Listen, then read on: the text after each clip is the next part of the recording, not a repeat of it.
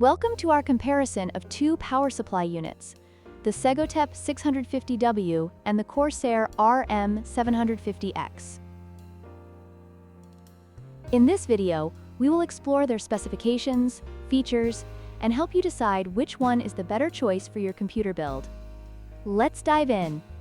The Segotep 650W provides adequate power for many systems, making it a budget-friendly option. However, the CORSAIR RM750X offers a higher wattage of 750W, which is more suitable for high-performance builds and future upgrades. This extra wattage can be crucial for users who plan to run multiple components or overclock their systems. The Segotep 650W features a non-modular design, which means all cables are fixed and cannot be removed. This can lead to cable clutter inside your case.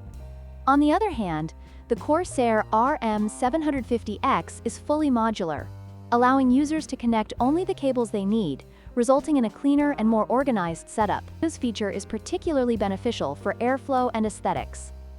Cooling performance is essential for maintaining system stability. The Segotep 650W is equipped with a 120mm silent fan, while the CORSAIR RM750X boasts a larger 135mm fan with a 0 RPM mode. This means that the RM750X can operate silently under low loads, making it an excellent choice for quiet builds. The larger fan also contributes to better airflow and cooling efficiency during high-performance tasks. In conclusion, both the Segotep 650W and CORSAIR RM750X have their strengths.